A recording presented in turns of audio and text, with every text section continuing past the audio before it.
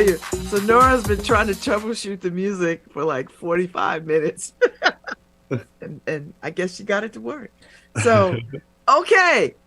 So, Laura, what is your relationship? Because I know you're from Make Haven. I don't know if Make Haven is about mental health, but I know y'all make stuff. So are y'all charged with making the benches or what's your relationship to this partnership?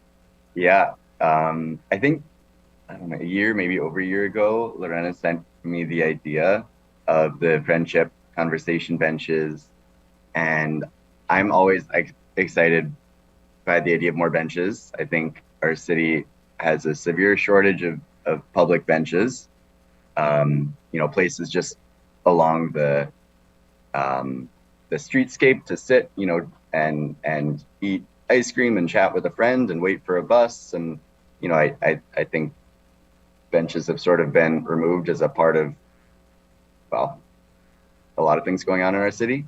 Well, yeah, they've been removed because of homelessness and drugs and all. I mean, they think that that's a way to solve the problem. Like, well, we'll just remove the things, that sort of, yeah. So obviously that's sad in 10 different ways. And so I was really excited by the idea of helping to make benches, especially benches that had a purpose and a direction. Because I think, how cool is that to help foster community and interaction and meeting people and important conversations. But it wasn't until Tiffany with Haven Arts Park reached out to talk about the work that they all are doing that it occurred to me to put her in touch with Lorena about that bench idea. And then that's sort of, between them is where the magic happened. And then a little while later, they reached out to see if I at Make Haven would be interested in helping to make the benches. So that is my role has been to help build the benches. And it's been really exciting to come up with a design with the team and then figure out how to make it efficiently. We're actually right now in the process of painting benches. And you can't tell we're at Make Haven. Yeah. Yes, I can tell. That's where all the magic happens. Exactly. So we're taking advantage of this lovely day to do some painting. There's, I believe, the Hill and New Hallville Arts and Ideas pop-up festivals this weekend. So we're excited to have benches ready for those. Now, do you leave the benches there after the fact, or do you take them? No, the hope is to build a partnership with with that host community and find a spot that we can leave the bench so that it remains a part of the community. And then, obviously the hope is that this is just the beginning of a bigger wave of friendship benches that we can help to, foster around the city. I've been excited to help with the stage. And then I think if we do keep going and make more benches, it'll be great to find a bigger team of people who are excited to, get paid to make the benches and turn this into a more long-term sustainable initiative. I love it. So Kyle, how did they rook you in? I was the original earworm that he planted friendship benches. Yeah. So we first learned about friendship benches when we learned about a project in New York City called Thrive New York City, a major initiative that First Lady Shirlane McCray undertook in the city to bring a more population health approach to community mental health. So not just about driving people into clinical services, but how can you change your community so that it supports mental health and well-being? And one of the projects that they had was friendship benches that they were putting around the city in different places. Very striking orange color, similar to ours, a different kind of design. They were also bringing them into parts of the city where some kind of violence, gun violence or otherwise had happened, to provide support in that neighborhood in the ways that Lorena was describing, just having people who could sit there and have conversations with people who are in distress or, feeling overwhelmed and need someone to talk to. So we've been holding on to this idea for a long time, but the stars aligned. I think, Babz, when you Your article about the art exhibit talked about the benches, and then we reached out to you, and then Tiffany came in. Adrian Jefferson hooked us up with her as well. So lots of parts and pieces just made it seem right. And then the idea of being able to try this out at the pop-up festival seemed like a good thing. So we're bringing them to the festival so people can see it, experience it, try it out. And then we'll see what happens from there. And all the partners have been fantastic. Tiffany Williams has been phenomenal, and their mission of Haven Arts Park is very much in line with the spirit of this project. And so we're really great to have a lead partner on this in them. Oh, I love this, because what we've learned as we come out from underneath the pandemic is that we've learned so much about what happens to people in mental health situations than we've ever learned before. Like the pandemic has really just illuminated so many things in society that we kind of had an idea about, but we didn't really know. And so this idea of something simple as having an opportunity for people to sit on a bench and connect with each other resonated greatly with me. My bench is inspired by a bench that the artist Linda Mickens made, and hers is an angel bench. Hence, that's why it looks, the beaded wings and all of that. It was an angel bench, and I, as a spiritual director, I knew the power of just sitting with somebody can go a long way. Like sometimes it's not a conversation. Sometimes somebody just needs to know that somebody is near them, so that it could calm and assuage their whatever is going on. And so, and then here y'all come talking about, we're going to do this. And I was delighted, because I think this is the beginning of fighting back against this epidemic of loneliness and disconnection that we're seeing. In the age of all this technology, people are far more disconnected than they've ever been in the history of the world.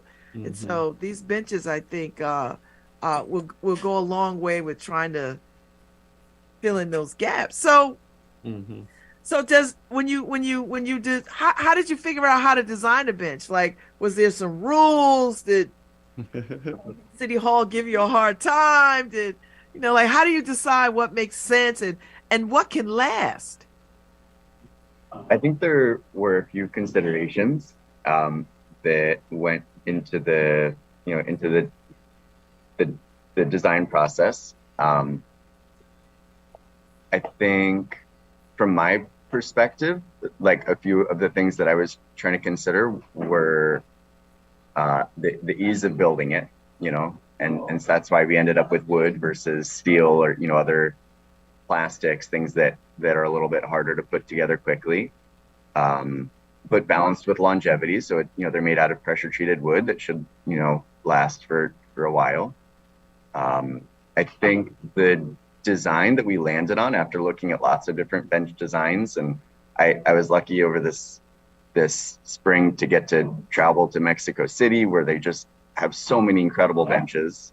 So I think I took 30 pictures of all different amazing benches along the streets. And then, and obviously the internet. And I think honestly, the design that we ended up going with was, I found the image on the internet, and then came up with our own dimensions and proportions based on kind of what we thought would make sense for a bench that we wanted two people to be able to comfortably sit on without feeling squished together or having an awkward distance between them. And I think the design we landed on is fairly elegant. It's pretty easy to make, and it also is like kind of distinctive looking. You can tell it's a little bit, it's not quite a normal bench design. So I'm pretty happy with where we ended up, and it's pretty easy to make from a bunch of 2x10s. So you get pretty much one piece of lumber from the lumber yard and can cut it up and make it. So hopefully if we do make more in the future, it'll be relatively easy to expand. And so you leave them in place. Yes, we'll leave them. And the beautiful thing about this project, there's friendship benches all across the US, all across the world. And it's really amazing to see how New Haven has made friendship benches our own. And I think it's really unique that we have such a strong sort of artistic element to our friendship benches, and it's really a testament to our artistic community in New Haven and Haven Arts Park and Make Haven. Because even in our conversation with you, Babz, like from the beginning when we were talking about friendship benches, like it was clear that we needed the creative element, and it was our artist community that was like, let's build these, like let's design them, let's make them beautiful. Like it's about creativity and expression, and that is an essential element to healing and community. I like that very much. So young man, so what is your role in all of this, and how did you come to this? So Haven Arts Park is a project that has grown since summer of 2021. I was part of the founding team. I'm in college right now, 1 year from graduating. So I've been in New Haven. I can't wait to graduate. And I know your parents can't wait either. So the idea and how Haven Arts Park came to the Friendship Bench project, Bench Haven, is that in the way that we started, we've always been a space making project. Our mission is to come, we've partnered with the city since the beginning, and we're in the trajectory to building an art park for arts healing in the city of New Haven. So we have a few locations. Yeah, we have a few locations we're looking at, and it's a very early on project that before the park even is built, we've done a few space making projects in the city to kind of give a hint of what's to come in this park and what kind of energy we want to bring there. So we've done a few. Right now there's a multi-sided art exhibition that we're doing in a few cafes, and that's sort of what we're putting out in terms of the arts in the city. But I think the Bench Haven project is very aligned with like how just elements of a park could be a nourishing congregational space for community members to come and heal, but also through the arts. If they want to paint on the bench and they want to do their own design on it, it's sort of how we started with from the beginning of the organization with something called diary discs, which were these kind of huge 6-foot diameter discs in the city that were kind of journals. And this bench project is kind of a second step for us after diary discs, when we know already and have decided on the art park project, an idea of space making. I think the benches is kind of just one little ingredient of what we're trying to bring in this Haven Arts Park. So that's kind of how we came into the project as Haven Arts Park. And I myself haven't been involved in Bench Haven throughout the process. It's been Tiffany Williams, who is our executive director at Haven Arts Park. I'm a managing director. I've been heavily involved in all the art stuff. So the art drops, which is called The Sense of Place. It's kind of the exhibition I've been focusing on, but very, very passionate about space making projects. And that's how we came to this one with Haven Arts Park. Thank you. So Kyle, do these kinds of efforts help normalize mental health conversations? Do people feel, I think this is innovative and different than, come see a therapist, sit on the couch and talk. This seems very like we outside. Exactly. Yeah. No, I'm glad you said that about being outside, because I think that's also a big part of it. Like, I think, you mentioned earlier what we've learned from the pandemic. We've learned how valuable the outdoor space is for our health. It's not incidental, it's essential. And so the idea that you can sit on a bench outdoors and talk to somebody is really incredible. I think this project represents the best move forward for mental health, not just normalizing it, but I think like what you were saying earlier, Babz, about addressing the real prevalent loneliness that people experience, and so, as Lorena was saying earlier, not everyone is going to need clinical care. You might be struggling with some form of depression. It doesn't mean that you're going to have to go see a therapist, but you do need to do something, whether it's sitting on a bench with someone and just being in close proximity, as you were saying, or you actually talk with someone, or you get some advice.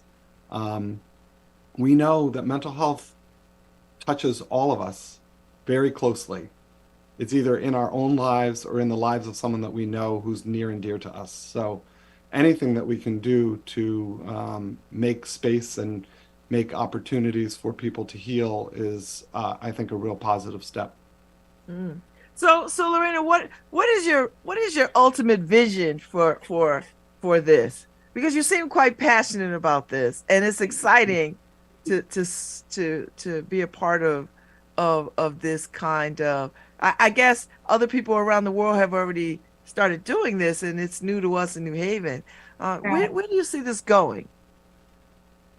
Oh, so many directions. I think that's what's beautiful about this partnership is we really can grow this in so many different ways. And I think to your earlier question and Kyle's, what Kyle was just saying, like, I think first and foremost, this can be a destigmatizing project and really in so many small ways, like making it okay to talk about the challenges that you're going through and to normalize these conversations and also to recognize, the traditional one-on-one therapy is not going to work for every community member, whether it's because they can't afford it or because they don't have access to it or they don't have a clinician that looks like them. Like there are other ways that we can support mental health and support healing in our communities. And I think we really need to be innovative if we're going to overcome the challenges that we're seeing. And part of that innovation is partnering with the arts. Like it's such an obvious and intuitive alignment.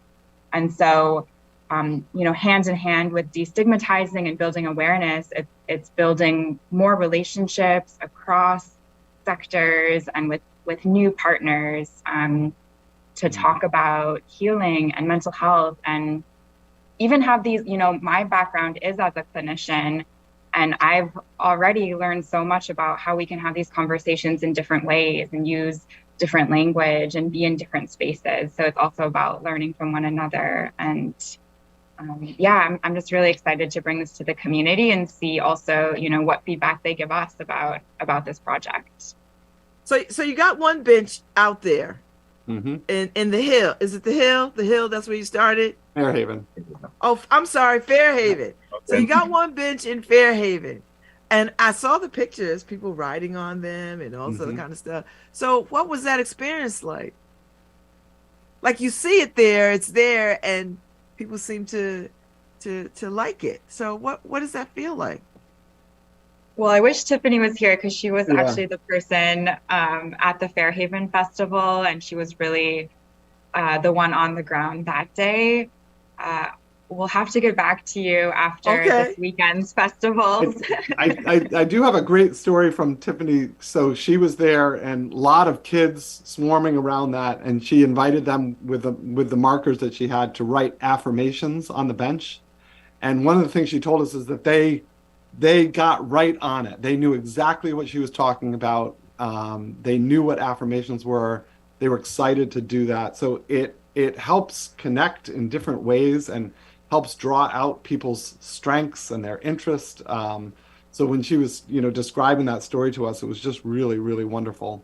And that bench is going to stay with the school. Oh, okay. And kids can sit on it. Anybody can sit on it. It's accessible, like it's not chained off. Because, we like to chain stuff off in this town. So it says Bench Haven on it, and it has a nice QR code that you can scan that tells you more about the project. And gives that's good, because I was wondering, when you put these benches up, how will people know the story or the history? And I was thinking, I'm old school Kyle. I was thinking you put a plaque on it. But now you just put a God honest QR code, and you just put your little phone, and it all comes up. So you see how old I am, right? So. Okay, that's wonderful. So each bench will have its own flavor for the neighborhood that it's going to be in. Is that the thinking? Yeah. I mean, the same base. Go ahead, Lior. Well, I think so. Right now, the base model, so to speak, is fairly consistent from one community to the next. But what we bring, but I think it certainly, at least for the pop-up festivals, each community will get the opportunity at that festival to customize it to their heart's desire. So you'll be able to go by and, see your kid's handwriting on the bench or your handwriting. I don't think we've gotten to the point yet. I think, and having helped to organize the pop-up festivals in the past, like I can testify it's a lot of work, and the committees that are working on it are really focused on having successful festivals. So we reached out, to get their support, and they were excited about it. But don't think they had the bandwidth to really lend design input.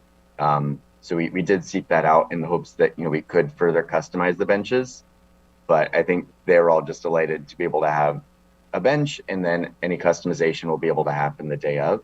I like that. That's very community focused, I think. Like, you're not giving them something that you think is what I think Right. you should have. They get Yeah. to put And what I they think it would want be on it. nice part of the idea is that as the community learns what these benches are and what they're about and what they're for, you need to be able to recognize them to know what it is. And so having a little consistency between them, I think will be useful, so that when you're walking in a new neighborhood and you see a different orange bench, you're like, oh, that's the friendship bench, and I know that if I see someone sitting there, I can feel comfortable sitting down and having a conversation with them. So I think that consistency with some customization is a nice balance between the two. Mm. Mhm. So I love that this is part of the Arts and Ideas Festival, the International Festival of Arts and Ideas. Was that purposeful? I mean, I imagine it is, but this speaks to art and ideas.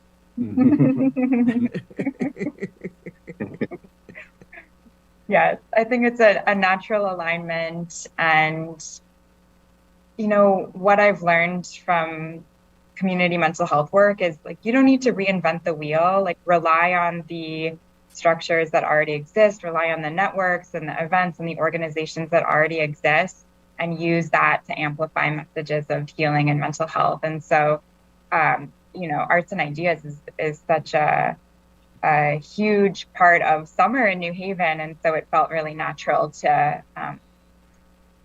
collaborate, and we're so grateful for their collaboration. Yeah, because you got a captive audience, right?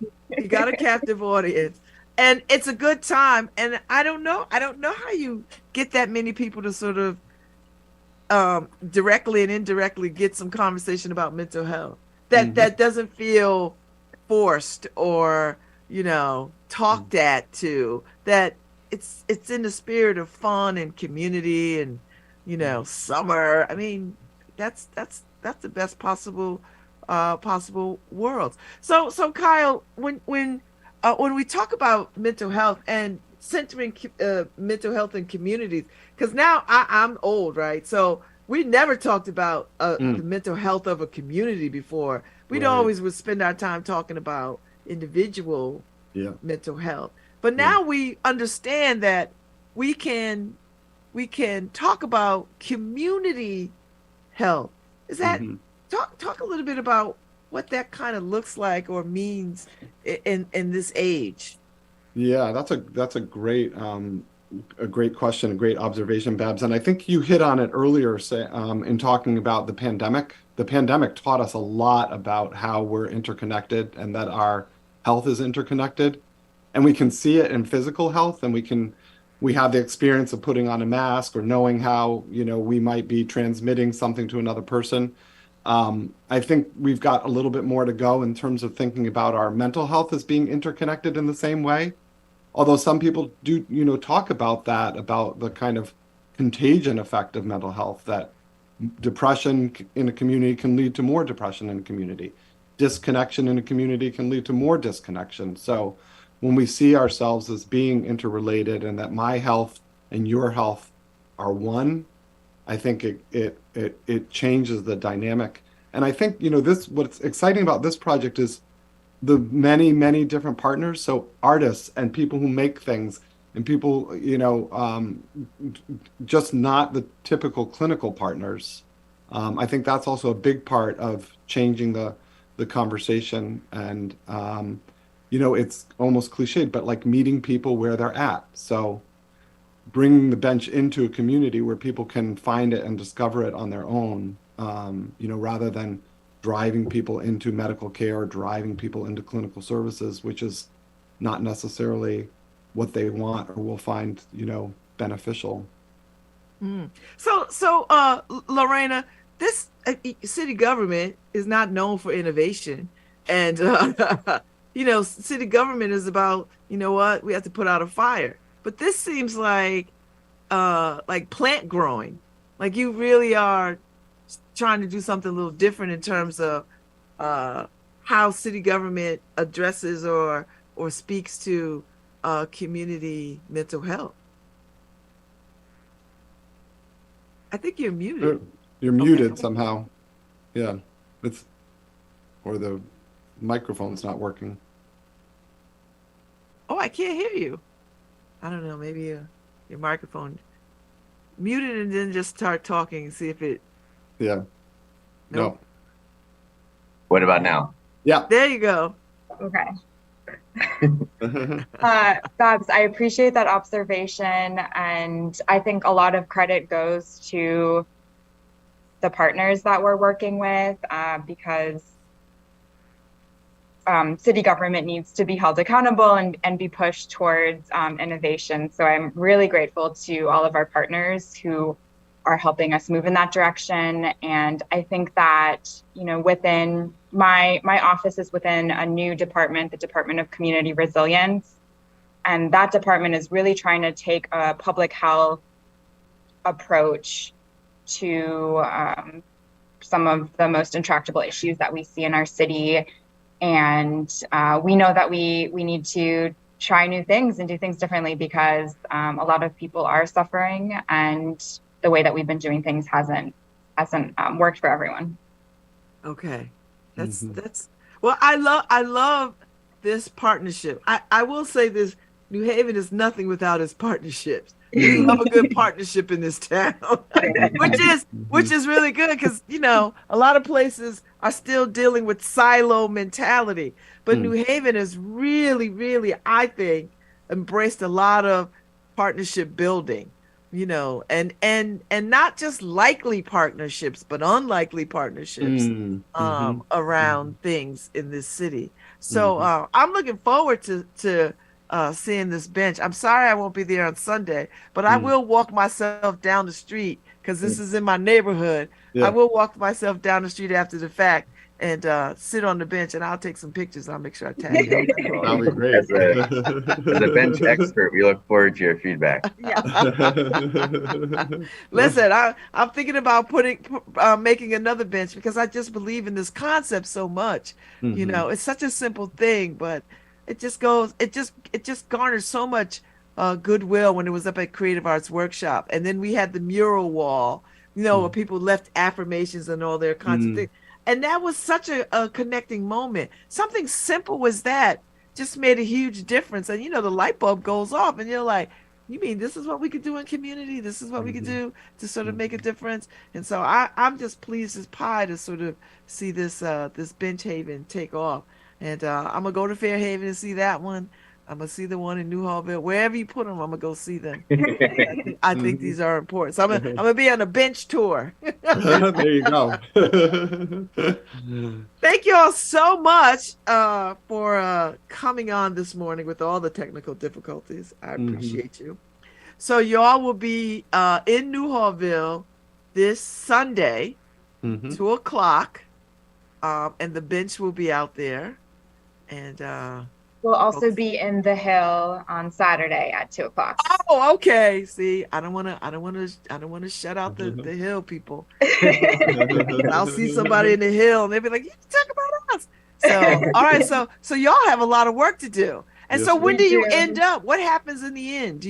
Are you doing something on the green too? Does this culminate into something? I think so. I think we'd love to do something on the green, and we'll keep you updated, and would love to have you there. And maybe we could still feature your bench on the green too. I would love it. Well, thank you all so much for your time. Thank you all so much for your talents and your commitment. I can't wait to see these benches. Thank you all so much for coming on, and feel free to come back on anytime. Talk about anything. I'd love to have y'all. And Laura, it's so good to see you. Great to see you. Can't wait to see you soon in person. Yes. We have to catch up. Eat pasta again. Last time we were together, we were in good days. Yes, we were eating pasta together. So good to see you, Kyle. Thank you, Babz. Great to see you. All. Thank Thank y'all so you. much. Thank you so All much. right. Have a great day. Bye-bye. All right, we'll see you soon. Bye-bye. All right, Nora, thank you. Thank you, Paul. Thank you, Paul. Thank you, Harry. I'll be back tomorrow with, I think, Enroute. Tomorrow's Thursday, so I think we'll be back. I'll be back with Enroute. So we got to get our reaches right. So I'll see y'all tomorrow.